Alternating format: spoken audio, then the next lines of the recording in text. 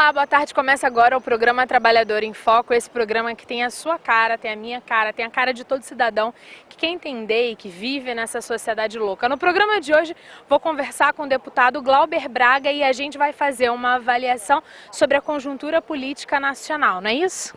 É isso, prazer estar conversando contigo e com todos os telespectadores, mais uma vez. Né? Com certeza, mais uma vez é um prazer, obrigada.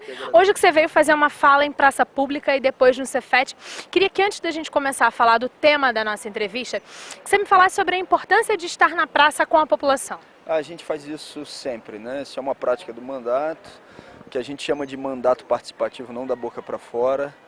Toda segunda-feira, meio-dia, a gente está no Largo da Carioca, no centro do Rio de Janeiro, ouvindo as pessoas, prestando contas. Toda sexta-feira, às 5 horas da tarde, a equipe está na rodoviária de Nova Friburgo fazendo a mesma coisa. A gente discute as verbas parlamentares individuais, não dentro de um gabinete com o prefeito. A gente discute na praça, onde as pessoas dão as suas ideias e votam. Aqui em Petrópolis mesmo, a gente já fez algumas vezes aqui na praça e hoje eu estou tendo a oportunidade de fazer mais uma vez, onde a gente vai estar discutindo uma emenda parlamentar para a área de saúde, para que as pessoas possam dizer quais são as prioridades e para discutir a conjuntura nacional, tudo que está rolando no Brasil. Além disso, hoje no Cefet você fala um pouquinho sobre educação, não é isso? O que você vai falar lá? As pessoas não vão ter mais a oportunidade de assistir, já vai ter acontecido, mas mesmo assim, queria que você deixasse uma palhinha do que você vai abordar, até mesmo para o nosso telespectador saber o que você pensa a respeito de uma pauta tão importante que é a educação. Eu vou estar primeiro falando também com a direção, com os responsáveis e com os estudantes sobre uma emenda que foi indicada no ano passado, que é para investimentos no Cefet. Mas vou estar mostrando também que não adianta indicar uma emenda individual se a gente não fizer uma discussão mais ampla sobre o que está acontecendo com a educação.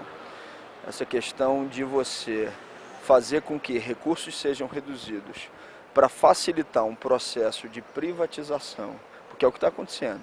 Esse programa Futurice, no final das contas, tira recursos da educação pública, coloca recursos da iniciativa privada, passa a administração para OS, para que depois você limpe todos os obstáculos para facilitar a privatização da educação pública brasileira. Está havendo um grande ataque ao pensamento crítico e a gente sabe que as instituições federais têm sofrido muito com isso. A gente vai estar discutindo essa temática.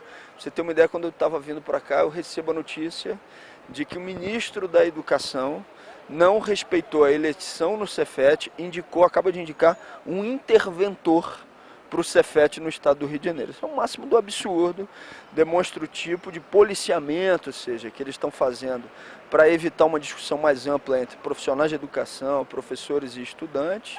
E tudo isso a gente vai estar discutindo lá, prestando contas, discutindo o cenário nacional e discutindo alternativas a esses ataques sistemáticos à educação crítica brasileira. Estamos vivendo um momento em que a gente tem a sensação de que o governo federal quer nos quase proibir de pensar. E aí, ao nos proibir de pensar, eles estão querendo diminuir a questão da educação. Essa é a sua avaliação ou essa é a avaliação de uma jornalista? Não, não tem dúvida. Essa também é a nossa avaliação. Você tem um programa ultraliberal que realiza reformas que são antipovo, que faz com que as rodadas de privatizações estejam aí na agulha para acontecer, o conjunto delas, e você não viabiliza um programa altamente impopular se você não atacar quem está se levantando, quem está reagindo a esse programa.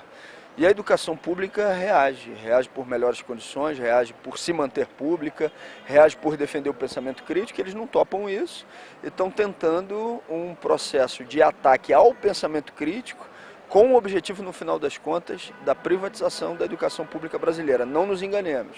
O filho do presidente da República, Eduardo Bolsonaro, defendeu isso na eleição, com o chamado sistema de vouchers, e se eles tivessem espaço, e se tiverem espaço, vão implementar, mas eu tenho convicção que estudantes, professores e toda a população brasileira que está preocupada com o que está acontecendo não vai permitir que isso aconteça.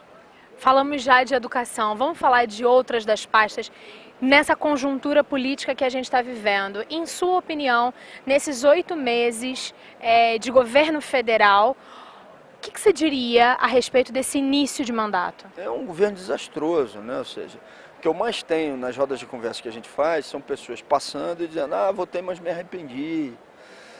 É lógico que tem um núcleo duro também de apoio ao governo, a gente não pode descartar isso. Na população brasileira a gente está falando aí de 30% daqueles que acham o governo ótimo ou bom, 30% que fazem oposição ao governo, que acham ruim ou péssimo, e 40% que estão avaliando, estão pensando, estão refletindo e ao mesmo tempo já sabem que votaram mal, mas é difícil fazer esse caminho para retornar, então a gente tem que ter também uma palavra de acolhimento para conseguir dialogar com aqueles que fizeram esse caminho, mas que a gente não pode ficar exclusivamente botando a responsabilidade neles, tem que chamar essas pessoas para estarem resistindo com a gente às medidas que estão sendo implementadas. É um governo desastroso, que se estrutura basicamente em 3 estruturas. A estrutura do desmonte do Estado brasileiro no conjunto das suas garantias sociais, que é a pauta de privatizações do governo Bolsonaro, mas representada por Paulo Guedes, que é de subordinação também à agenda de Trump em detrimento de um desenvolvimento soberano brasileiro nacional. Além disso, você tem a pauta de ampliação do Estado penal policial punitivo, inclusive de repressão aos movimentos e à própria educação, que é representada pela agenda Moro, né? E você tem a pauta dos chamados fundamentalismos diversos. Damares, os próprios filhos do presidente da República e o ministro da Educação se enquadra também nesse cenário, nesse mesmo campo.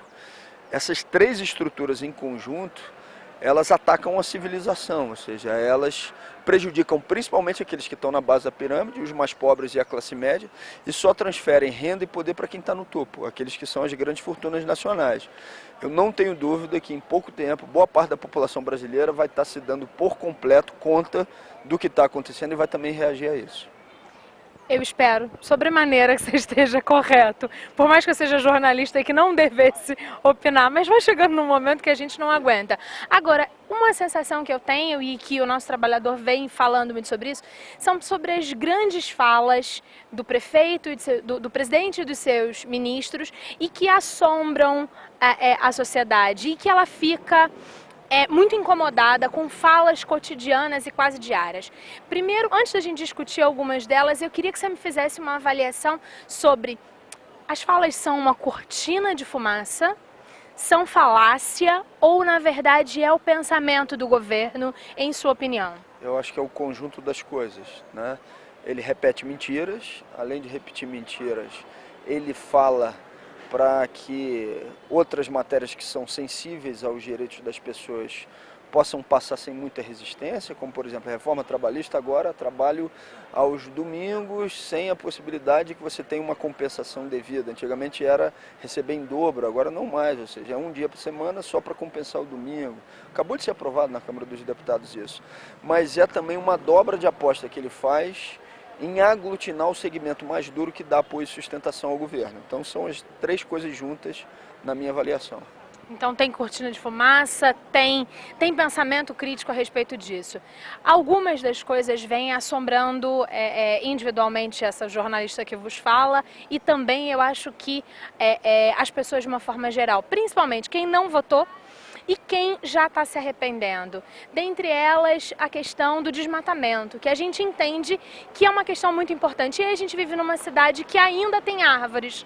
Nós estamos aqui na Praça Dom Pedro e estamos cobertos pelas árvores. Qual é a sua avaliação para médio e longo prazo diante dessa questão?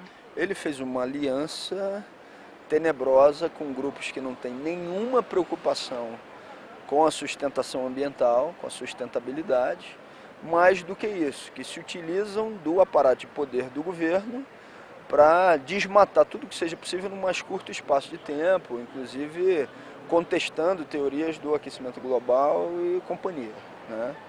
É isso que a gente está vivenciando.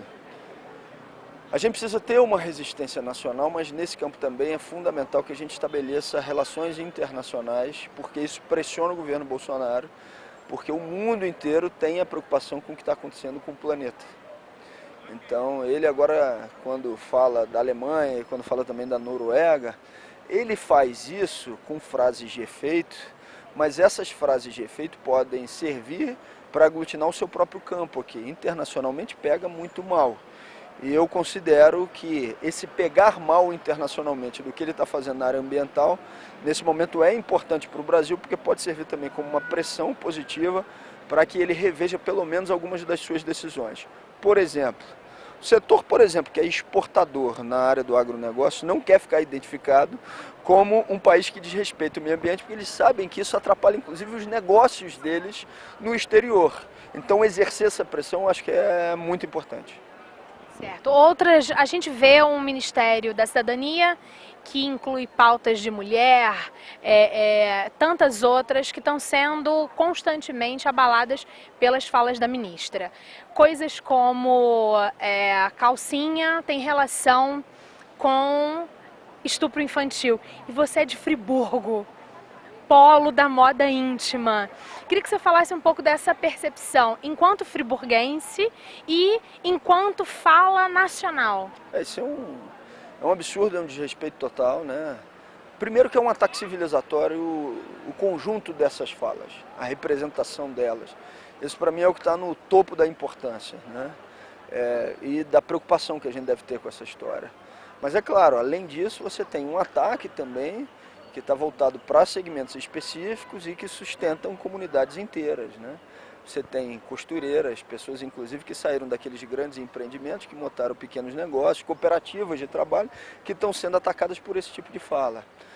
Acho que a gente tem que imediatamente rebater, mas entendendo que eles podem estar em alguns momentos utilizando esse tipo de argumento para ser uma cortina de fumaça. Quando a gente entende que é isso, vamos no ponto que possa ser considerado o mais relevante, mas sem deixar de lado isso, porque se for deixando de lado também, isso passa a ser uma verdade, né? A gente não pode permitir e não contestar esse tipo de declaração absurda. Nesse momento, quais são as verdades que estão sendo cobertas pelas falácias e pela cortina de fumaça, em sua opinião? A verdade é que o Brasil está abrindo completamente mão de um desenvolvimento soberano para um programa ultraliberal que privatiza todas as nossas riquezas nacionais, que retira direito de quem está na base da pirâmide, para garantir direito, poder e renda para quem está no topo, numa relação internacional, onde os Estados Unidos vem perdendo poder, tem uma potência ascendente que é a China, que tem brigado com os Estados Unidos, e eles precisam ampliar a sua influência, tanto na Europa quanto na América Latina. Na América Latina por quê? Porque o Brasil é a 15ª reserva de petróleo no mundo, mas com um potencial de produção que pode chegar à terceira, e a gente está do lado da maior reserva de petróleo do mundo, que fica na Venezuela. Então eles querem petróleo para poder fazer com que os seus interesses sejam preservados. Isso os Estados Unidos. Isso eles não falam, escondem, mas é a política real que está em jogo. E quem é que está se prejudicando? Principalmente os trabalhadores que têm os menores rendimentos e que estão sendo alvo nessa política criminosa. Política criminosa, vamos atrelar isso diretamente à reforma da Previdência. O que fazer? Olha, a gente infelizmente perdeu essa batalha na Câmara, tudo indica que vai perder no Senado, mas porque a gente perdeu maioria social.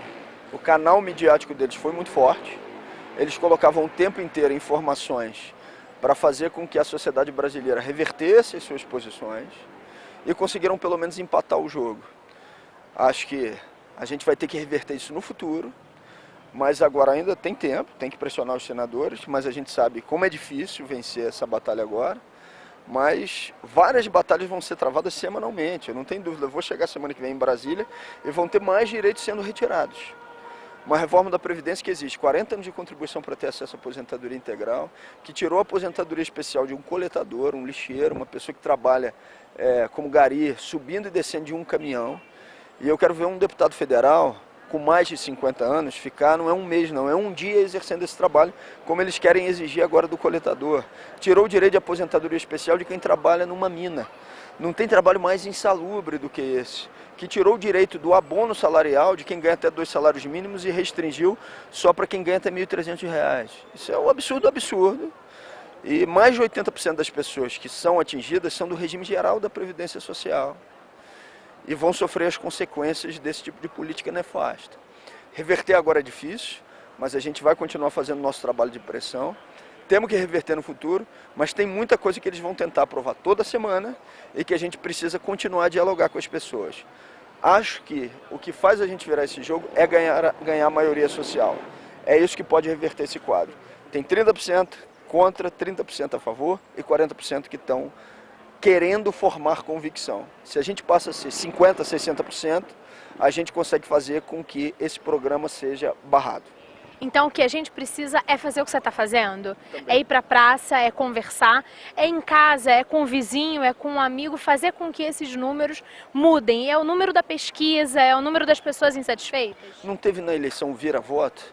Agora a gente tem que fazer um vira-voto cotidiano, com rotina, em praça pública, conversando com as pessoas, se abrindo para dialogar com o diferente. Não vejo outra solução a não ser fazer com que a gente consiga não gastar energia com aqueles 30% que são mais raivosos, mas principalmente com aqueles 40% que estão querendo informação e estão querendo estabelecer canais de diálogo. Maravilha. Para a gente terminar o programa de hoje, que é sempre um prazer conversar com você, queria que você deixasse todos os seus contatos, como as pessoas podem obter mais informações e outros canais saudáveis. Por que saudáveis? Porque a gente vive num momento de fake news, não é verdade? E aí, quais são, em sua opinião, alguns canais que o nosso telespectador pode se informar a respeito da nossa conjuntura nacional política? Olha, tem muitos canais de mídia alternativa que têm feito um trabalho importante, né? Você ainda tem uma revista que resiste, como a Carta Capital, você tem canais como Mídia Ninja, jornalistas livres, você tem youtubers novos que estão procurando fazer uma análise crítica à esquerda, que também pode ser uma fonte de informação bacana, legal. Você tem as nossas rodas de conversa que acontecem todas as semanas, mas se você não pode estar presencialmente nelas, toda sexta-feira, 10 horas da manhã, a gente faz uma roda de conversa eletrônica, eu pessoalmente, ao vivo no Facebook, respondendo as perguntas e os questionamentos de quem quer dialogar e interagir com a gente. Maravilha, Glauber, obrigada, Eu que foi um agradeço. grande prazer. Obrigada a você que ficou com a gente volta na próxima semana, sempre trazendo um pouco de cultura e uma pitada falando mal desse governo louco, não é verdade? Até lá, um abraço, tchau, tchau. A professora Marta dava aula na escola do bairro. Quase todo mundo por aqui foi seu aluno. Já está aposentada. Merecido. A Ritinha foi aluna da Marta e estudou muito para se tornar professora. A diferença é que ela nunca vai se aposentar. Se aprovarem a reforma da Previdência do Bolsonaro, para a professora Rita receber 100% da média de todas as contribuições, ela que iniciou a carreira com 25 anos, vai ter que contribuir até os 65. Lembra como você era na escola? Junta você e mais uns 30 com a professora lá na frente aos 65 anos de idade. A ideia do governo Bolsonaro é economizar com os professores e facilitar para os bancos. Passaram a idade mínima das professoras de 50 para 60 anos e o tempo de contribuição para benefício integral de 25 para 40 anos. Enquanto isso, criam um modelo de capitalização, levando o dinheiro da Previdência Pública para os bancos privados. Dizem que a reforma vai ser igual para todo mundo, mas para os militares é bem diferente. Dizem que vão acabar com privilégios, mas tem juízes e procuradores se aposentando com mais de 40 mil por mês. Para bom entendedor, meia palavra basta. Essa reforma não acaba com privilégios, acaba com a sua aposentadoria. Reaja!